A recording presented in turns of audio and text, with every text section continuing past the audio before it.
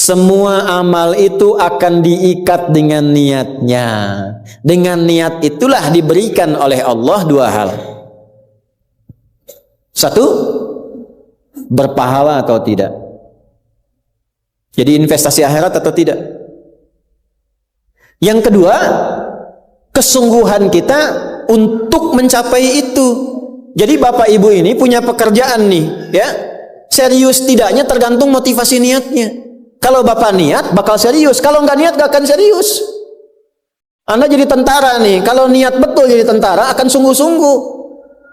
Kalau nggak niat, ya biasa-biasa saja. Ada tugas kerjakan, nggak ada santai. Anda kuliah, kalau niatnya benar, sungguh-sungguh belajarnya. Duduk paling depan, dengarkan dengan baik, catat, nggak paham nanya. Makanya masuk dengan keluar beda. Masuk belum paham, keluar sudah paham. Ini duduk, masuk kelas, duduk di kursi barisan belakang, duduk di kelas, bangku deretan belakang, gitu kan, di dalam kelas penuh dengan obrolan, dengan pikirin, nggak pernah nanya, pulang, mau ujian, minggu tenang, jadi minggu gelisah, pinjam catatan teman, nah itu belum niat, nggak niat tuh kuliahnya, ya, kalau mau niat tuh sungguh-sungguh, pasti serius. Jadi semua pekerjaan itu akan jadi tercapai hasilnya kalau sungguh-sungguh, kalau serius. Serius. Ya, jadi kalau melamar sekali ditolak, kedua kali, terus, 3 kali, 4 kali. Ya, kalau tidak ada di tempat itu, cari tempat lain. Ada seorang pemain biola, tingkat tinggi itu biolanya saja harganya puluhan miliar. Kalau sekali konser, itu tarifnya, tarif konser biola itu bisa di atas 1-2 miliar. Tiba-tiba dia coba iseng ngamen di pinggir jalan. Ya, jadi kalau kita di kereta di New York gitu, itu ada stasiun, di situ suka ada yang ngamen-ngamen itu. Iseng beliau ngamen, gak ada yang tahu kalau itu pemain biola termahal di dunia. Begitu memainkan musiknya, bagus musiknya, yang dikasih cuma recehan. Sekian sen, dapatnya berapa? Ya cuma sekian dolar, 4-5 dolar aja.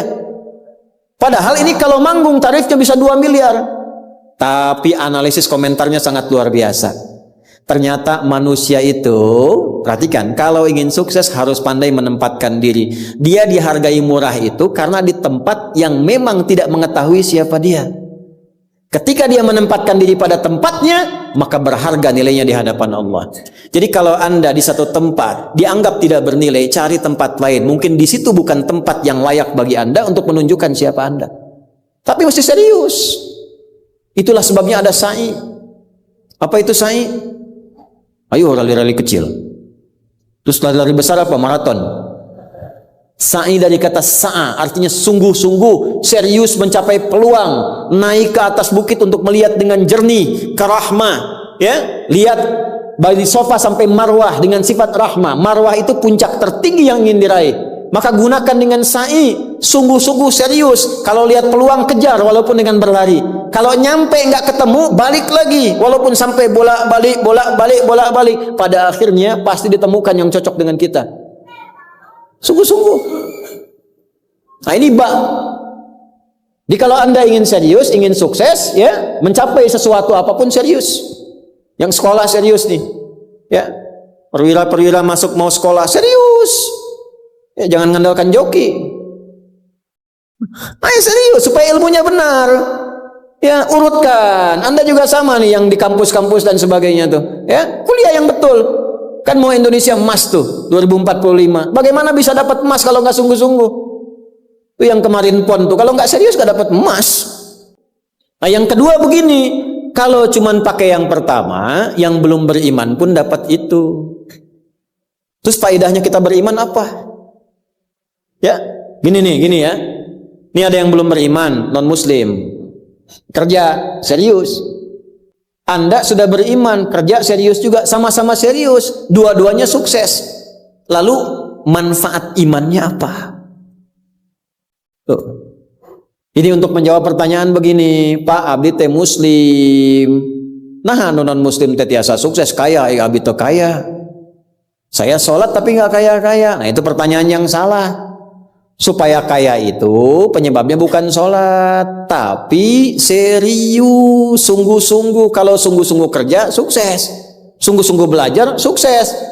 Sholat itu, nah ini mendampingi kesuksesan dengan keberkahan. Kalau ingin berkah, sholat. Ingin nyaman, sholat. Sholat mendesain kesuksesan itu melahirkan falah, kebahagiaan yang mendamaikan. Makanya falah dalam bahasa Inggris definisinya success and happiness.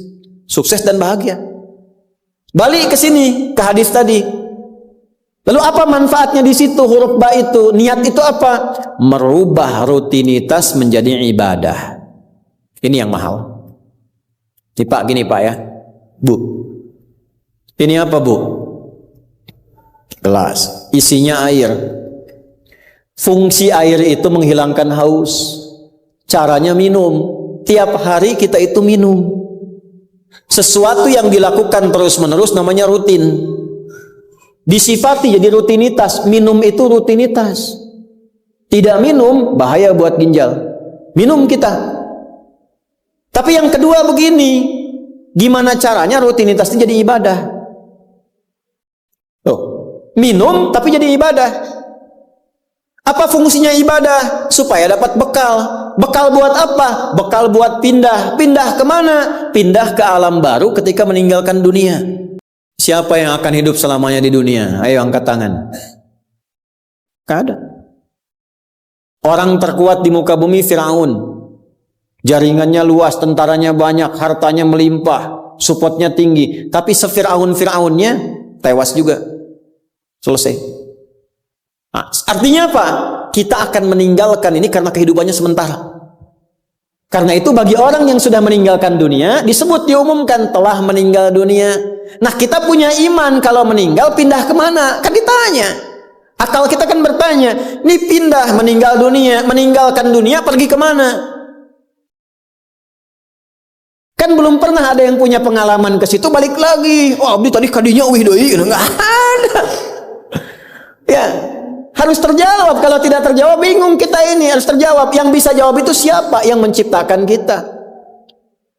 Tanggung jawab, harus memberikan keterangan. Karena itu kalau ada kitab suci menerangkan dengan sempurna, setelah di dunia ke sini keadaannya begini, bekalnya begini, dari situ ke sini prosesnya begini. Ini menunjukkan kitab suci itu benar dan sumbernya dari Sang Pencipta. Dan berita baiknya alhamdulillah. Alhamdulillah, silahkan riset, silahkan komparasikan secara ilmiah, riset. Hanya Al-Qur'an yang menerangkan itu dengan sempurna. Dari dunia pindahnya ke sini, alamnya disebut dengan kubur, pemisahnya disebut barzakh. Di dalamnya ada begini, dijelaskan oleh Nabi rinci. Kalau begini begini, kalau begitu begitu. Selesai itu nanti bertahap seperti ini, terjadi kiamat begini. Rinci. Kalau itu karya manusia, mustahil ada satupun manusia yang bisa berbuat seperti itu. So, kita mau pindah nih. Sekarang kita pakai logika yang betul. Hukum pindah itu harus bawa bekal. Ini yang ngaji semua di sini, enggak semuanya orang Bandung. Orang Jakarta tuh. Ya. Soreang mana Soreang? Masih subuh, nanti pas maghrib Soreang tuh. Ya, Purwakarta mungkin kan. Ini nggak semua orang Bandung ini. Apakah Anda bisa nyampe ke sini kalau nggak ada bekal? Dari Bandung mau ke Jakarta mesti ada bekal. Beli tiket pakai kereta api cepat. Ya, kereta cepat, bus, tiketnya bekal. Pakai pesawat, bekal. Hukum mengatakan setiap pindah tempat mesti ada bekal. Ini Anda, saya, kita mau pindah dari dunia, minimal transit, ya, waiting roomnya di alam kubur. Mau pindah, pertanyaannya bekalnya apa? Kan pindah tempat. Semakin berpindah tempatnya, semakin beda hukumnya. Ini kita di Indonesia mau transit ke Malaysia, apa dikira mata uangnya sama? Tidak, hukumnya pun nggak sama. Orang Indonesia ke Singapura hukumnya beda. Oh, bisa rapi, di jalan rapi, nggak ada buang sampah sembarangan, gitu kan? Pulang lagi ke Soreang, nggak bala deui gitu. Hukum beda, ketatnya nggak sama. Ke Amerika lebih jauh lagi, nggak laku rupiahnya, tukar dulu dari sini, baru dolarnya nyala. Pindah tempat beda hukum. Toilet di kota Bandung dengan toilet di Lebak Bulus bisa beda. Ya. Nih bang, 1.000, kok 1.000 bang? 2.000, biasanya juga 1.000. Anda di mana? Lebak Bulus, sini Bandung pak. Ya, bisa beda hukum. Maka Anda jangan berharap di alam kubur itu hukumnya bisa sama dengan hukum di dunia. Pasti beda. Tetap pertanyaannya sama. Bekalnya apa? Cuman 2 lembar, 2 kain. Ibu tambahan 1 bu, kerudung ibu 3 tuh. Makanya saya selalu mengatakan dengan bercanda tapi dalam, mohon maaf ini yang muslimah, berlatih pakai kerudung ya. Berdoa minta sama Allah supaya nanti tidak bikin malaikat mungkar nakir penasaran. Di dunia nggak berkerudung, begitu meninggal dikerudungin, ditaruh ke malaikat. Ucu gening. Waktu di dunia teh kerudungan, nah hai udah jantan kerudungan. Man rabbuka, abi jamaah Ustaz Adi, namun belum sempurna hijrah.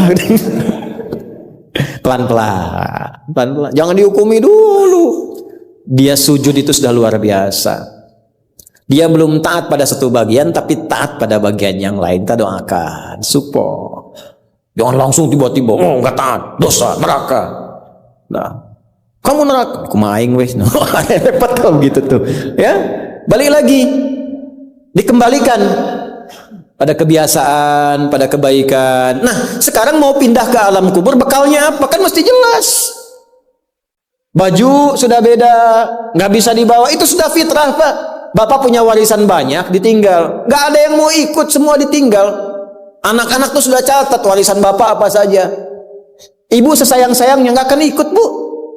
Bapak jangan tinggalkan saya. Terus kata yang nguburnya, ayo ibu mangga atau mau ibadah ngiringan, nanti aja. Akan masuk. Nah sekarang pertanyaannya bekalnya apa? Ini mesti terjawab. Kalau nggak terjawab, nggak lengkap agama itu. Apa fungsinya Tuhan di situ? Mesti menjelaskan. Nah di Islam itu dijelaskan. Bekal yang kita bawa pulang meninggalkan dunia itu, itulah yang disebut ibadah. Itu. Setiap dikerjakan ada poin ditulis. Poin itulah nama bekalnya. Namanya ajrun namanya. Lahum ajrun ghairu mamnun. Yang kita sebut dengan pahala. Yang menjadikan itu dapat, pahala itu diraih, bekal ibadah itu dapat, itulah niat. Itulah niat. Jadi pekerjaannya tidak berubah, rutinitas tetap jalan, minum tetap minum, kerja tetap kerja, makan tetap makan. Cuma dengan niat itu, di saat yang sama, cara minum itu langsung dinilai sebagai ibadah. Perintah Allah, malaikat tulis. Ya, berapa tulisnya? Sesuai kadar keikhlasannya, minimal 10. Itulah perbuatan yang dianggap benar, sehingga konsepnya dunianya sukses, minum juga, haus hilang, akhiratnya dapat pahala. Jadi dunianya sukses, akhirat sukses, disebut baik. Perbuatan baik yang dinilai sukses oleh Allah disebut hasanah namanya.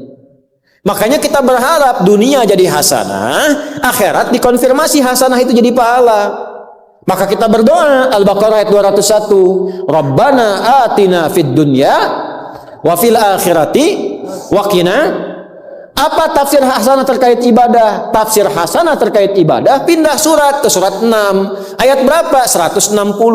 Man jaa bil hasanati falahu asyru amthaliha. Minimal kalau diniatkan jadi ibadah tulis 10. 10 itu yang disebut bekal pulang.